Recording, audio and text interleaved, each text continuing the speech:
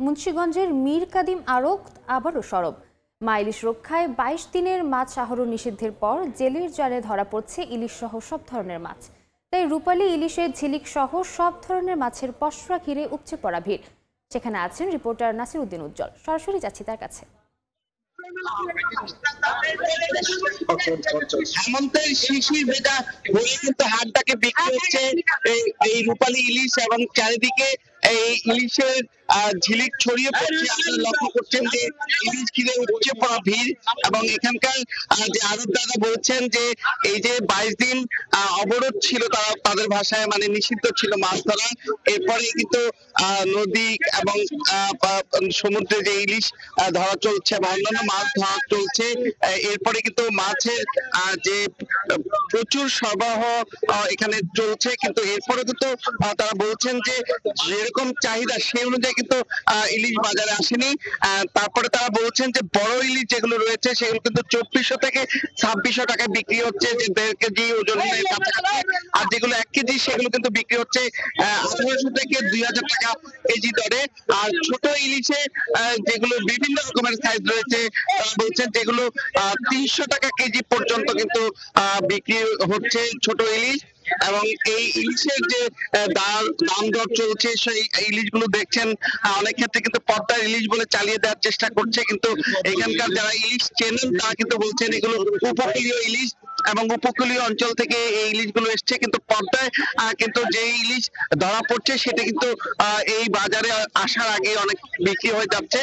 এবং এখানে যে মেঘনা নদী আছে সেখানে কিন্তু ইলিশ ধরা পড়ছে, এবং আপনারা দেখছেন যে কত বড় সাইজের ইলিশ বাজারে উঠেছে, যেটি কিন্তু ১.৫ কেজি ওজনের বেশি এই ইলিশ।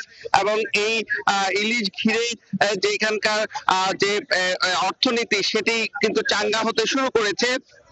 এবং এখানে জেলা মৎস্য অফিসের তথ্য অনুযায়ী যে এই নদী বেষ্টিত জেলাটিতে কিন্তু ৩১,০০০ মেট্রিক টনের মতো মাছ উৎপাদন হয়, তার মধ্যে কিন্তু ১,০০০ মেট্রিক টনই তারা বলছেন ইলিশ উৎপাদন হয়।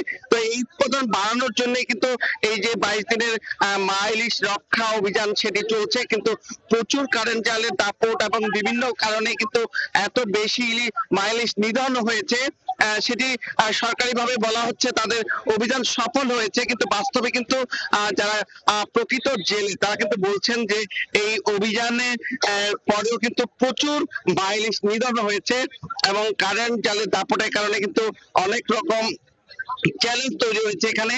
এবং এই যে এখানকার আড়তটি রয়েছে, যেখানে এই ৪৬টি আড়ত, এই আড়তের মধ্যে কিন্তু প্রচুর মাছ এসছে। তাদের এই যে মা ইলিশ ছাড়াও কিন্তু অন্যান্য মাছ সবচেয়ে বেশি সরবরাহ হচ্ছে আকস্মিকভাবে কিন্তু পদ্মার পাঙ্গাস মাছ, এবং এই পাঙ্গাস মাছের দাম কিন্তু কমে গেছে। সে কারণে যে পাঙ্গাস বিক্রি হতো ১,০০০ টাকা কেজিতে, সেগুলো কিন্তু এখন ৭৫০ টাকা কেজিতে পাওয়া যাচ্ছে।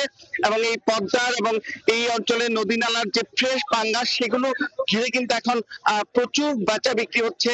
এবং তারা বলছেন যে ইলিশের জন্য জাল ফেললেও কিন্তু সেখানে পাঙ্গাস ধরা পড়ছে, এবং এই ২২ দিন ধরে যে নদীতে মাছ ধরাটা অনেকটা কম হয়েছে, সে কারণে কিন্তু এই পাঙ্গাসের সরবরাহ বাড়ছে বলে তারা বলছেন। এছাড়া পোয়া এবং চিংড়ি অনেক দামে কিন্তু কিছুটা সহনীয় হয়েছে। তারপরেও কিন্তু এই যে মাছের এত সরবরাহ সে অনুযায়ী আশানুরূপ দামে যে ভোক্তারা কিনতে পারছে না, তারা ক্ষোভ প্রকাশ করছেন, এবং তারা বলছেন বাজার মনিটরিং দরকার এবং সিন্ডিকেট ভেঙে দেওয়া দরকার। তো এই ছিল মুন্সিগঞ্জের মীর কাদিমের মাছের আড়তের সবশেষ।